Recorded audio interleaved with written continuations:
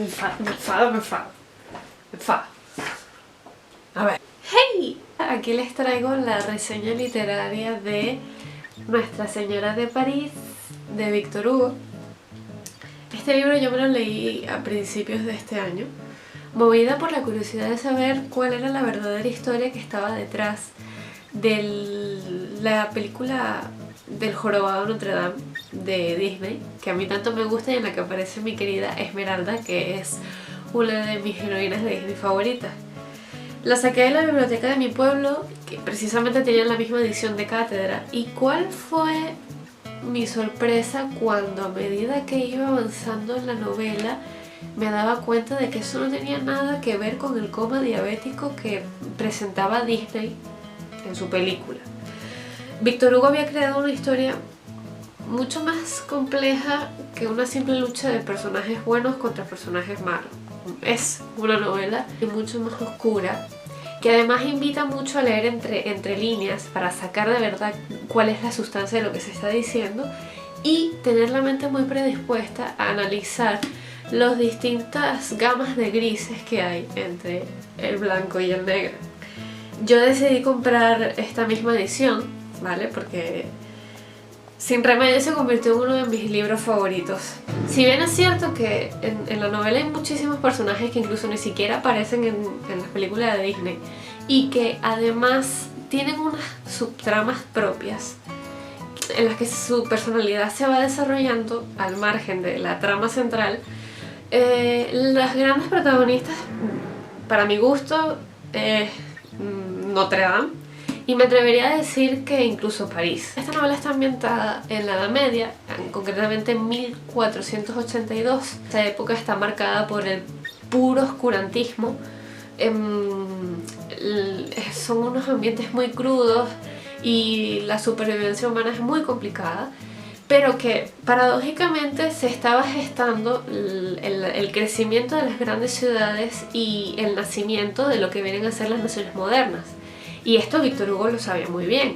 Y además, él era un hombre que conocía perfectamente los grandes dramas humanos que habían azotado a nuestra especie desde que nació hasta el sol de hoy y que no han cambiado en absoluto. El resultado de esto es una obra marcada dentro del romanticismo, con una serie de personajes que aparentemente son muy simples, porque es cierto que cada uno de ellos encarna una sola problemática social, un solo sentimiento, pero que están muy bien construidos y desarrollados porque continuamente se están enfrentando a conflictos internos que además Victor Hugo plasma muy bien en los monólogos interiores de cada uno de ellos, sobre todo con Claude Frollo, ¿vale? Es uno para mí de los mejores construidos de esta novela. Y bueno, que al final son el pan de cada día hasta el sol de hoy, y es lo que yo creo que hace que una obra se convierta en un clásico universal. Victor Hugo fue una importantísima figura dentro del movimiento. Quería romper con el tradicionalismo que se venía arrastrando desde el Renacimiento y quería reivindicar la libertad creativa de los artistas, rompiendo con ese seguimiento de las estructuras que habían dejado y que se habían rescatado de los grandes clásicos griegos. Además, en el romanticismo se quería un poco exaltar el valor de los sentimientos frente a la racionalidad. Victor Hugo, su familia estaba dentro de la clase privilegiada y de poder, y esto hizo que él tuviera acceso a la mejor educación del momento, convirtiéndose en una persona que más adelante tendría puestos muy altos en instituciones relacionadas con el arte, y además tuvo una vida política bastante activa en Francia. Él revolucionó el panorama artístico del momento y marcó la trayectoria que seguiría más adelante esta disciplina humana. Él era amante de todas las artes en general, pero la escritura era su predilecta, y dentro de ella tocó todos los grandes géneros, tanto la lírica como la narrativa como el drama, pero estas dos últimas me atrevería a decir que eran sus favoritas, puesto que además se ve que le gustaba fundirlas, porque en sus obras más importantes novelísticas, como Nuestra Señora de París o Los Miserables, el ritmo de esas historias se ve que fue construido de una manera en la que es susceptible llevar a la gran pantalla o a grandes escenarios, como se ha hecho a lo largo de la historia en musicales o en películas infantiles. Pero es que además este autor se ve que era un gran amante de la arquitectura y se subió a la ola de nacionalismo que arrasaba en ese momento en Europa, característica propia también del romanticismo. Lo digo porque en esta obra hay 2 capítulos dedicados única y exclusivamente a hablar de cómo nace y se desarrolla París desde un punto de vista arquitectónico y a describir con un maravilloso cuidado y cariño y devoción infinita la estructura y la historia de la Catedral de Notre Dame. De verdad que es una maravilla leer la descripción que hace ese hombre de esa obra de arte construida por el ser humano, como si estuviera hablando realmente de una persona de la que estuviera enamorado. Es una maravilla, y en parte fue gracias a eso por lo que este autor consiguió que yo sintiera una verdadera curiosidad por visitar tanto París como Notre Dame, y por eso fue que yo me sentí tan golpeada anímicamente cuando supe del reciente incendio que azotó la catedral este año. Es importante tener en cuenta que la obra original contiene muchos personajes que no aparecen en la obra de Disney, porque como dije, hay subtramas en las que se desarrolla la personalidad de los principales, al margen de la tragedia amorosa en la que se ve envuelta Esmeralda por su desmedida belleza para ese entonces. Si yo comparo la Esmeralda del libro con la heroína fuerte e independiente que pone Disney en su película, la Esmeralda original es una decepción completa. Para mí lo fue, pero es que es completamente lógico. Vamos a ver, es una niña de 12 años que ha estado continuamente sola desde su infancia, en contacto con lo más mísero del ser humano y sin conocer ningún tipo de valores que fomenten el amor propio. Claro que esta niña va a perder la cabeza cuando se enamora del grandísimo Capitán Febo y no va a atender a razones. Y este sentimiento llega hasta tal punto en el que hay diálogos muy duros en los que ella le pide a Febo que haga lo que quiera, sin tener en cuenta su integridad física y psicológica. Sí es cierto que está llena de bondad y comprensión, incluso salvando a distintos personajes a lo largo de la historia, cosa que, bueno, se puede decir que juega un poco en su contra, porque es esa muchas veces la causa de que llame tanto la atención y se le acerquen ciertos personajes que no son nada buenos para ella. Y es bella, es preciosa. Victor Hugo continuamente la describe, la compara con los elementos más bellos que uno se puede imaginar, y de verdad que es muy muy bonita. Febo. Cuánto asco le agarré yo a este personaje, de verdad. Sí es cierto que él era un caballero de postín y muy bello, en un alto rango dentro del ejército francés, pero era prepotente como el sol, ¿vale? Y lo único que buscaba era vivir de sensación en sensación nueva. Lo único que quería de Esmeralda era su experiencia carnal, si bien es cierto que le llamó la atención desde el primer momento en el que la vio, pero no se enamoró de ella, ni mucho menos.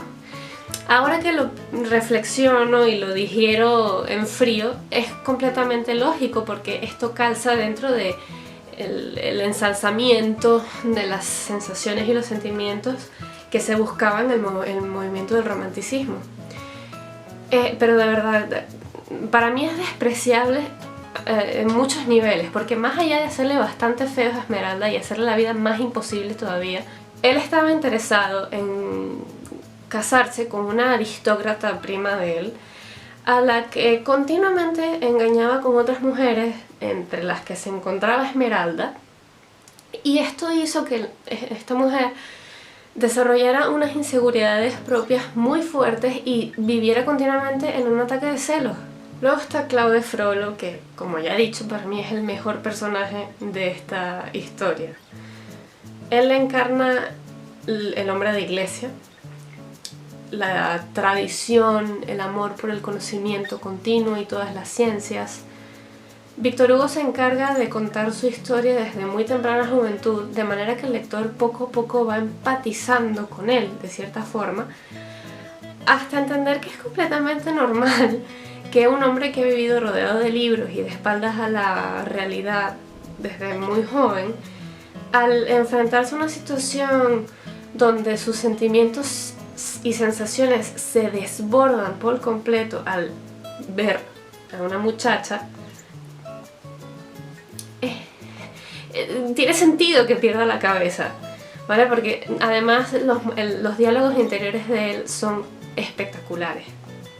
Él encarna también un poco el miedo que hay al cambio y al progreso. Hay un momento muy característico en el que hace una reflexión sobre la imprenta. Entonces, tiene todo el sentido del mundo que este hombre pierda la cabeza al entrar en una dialéctica tan fuerte entre sus razonamientos tradicionales con sus sensaciones malditas y dejarse llevar por uno o por otro. Se hace una evolución de cómo va perdiendo la cabeza y cómo va entrando en locura, que es genial. Quasimodo, el monstruo, la gran leyenda que está detrás de Notre Dame. Tampoco es el bonachón que pone Disney. Este personaje está lleno de resentimiento y un rencor visceral hacia la humanidad en general. Hay que tener en cuenta que él fue rechazado desde prácticamente su nacimiento por sus propios padres, debido a las deformidades físicas que presentaba. Esto hace que sienta un agradecimiento prácticamente enfermizo y una sumisión casi absoluta por la única persona que le tendió la mano a lo largo de su vida, que es Claude Frollo, que tampoco fue de la forma tan prepotente y violenta como se pone en Disney. Fue mucho más orgánica y lógica dentro del carácter que se describe de Frollo. Es un ser deforme por todos lados, que además está sordo y ciego de un ojo. ¿Cómo va a desarrollar ningún tipo de empatía una persona a la que no le han dado ninguna oportunidad? Sin embargo, esto no lo hace menos humano que el resto, ojo, ¿eh? De hecho, él llega a experimentar un amor muy profundo por Esmeralda, que lo lleva a enfrentarse a las grandes figuras de autoridad que envuelven su figura, que son Frollo y la sociedad en general. De hecho, este amor trasciende la vida, y esto es algo que van a entender si llegan al final de la novela. Por último está Pierre Gringoire, un personaje que no aparece en la película, pero es con el que se abre la narración en la historia original, y que además, digamos que es un personaje relativamente importante en la vida de Esmeralda. Él aparece por primera vez en la fiesta de la Epifanía y por una serie de peripecias termina al borde de la muerte en la Corte de los Milagros, que, en paréntesis, sí es cierto que los personajes son los mismos, pero son muchísimo más crudos y despiadados que en Disney, cierro paréntesis. Y solamente la intervención de la gitana hace que se salve de la muerte, puesto que la única forma de seguir viviendo es una de las gitanas se case con él.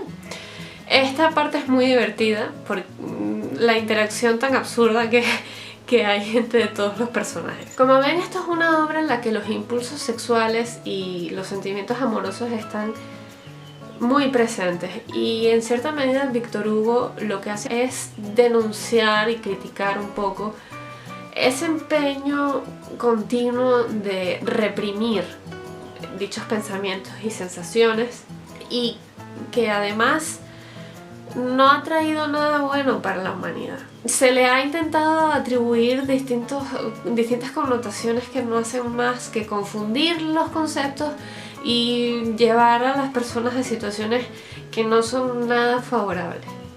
Yo sinceramente les animo a que le den una oportunidad a esta historia y a este autor en general. Déjense atrapar por la pluma de este autor, que dicho sea de paso, él era periodista, y eso se nota mucho en el uso y registro del lenguaje tan accesible que hace y tan fácil de entender. No te olvides de leer, lee lo que te dé la gana y cuando te dé la gana. Lo importante es que leas.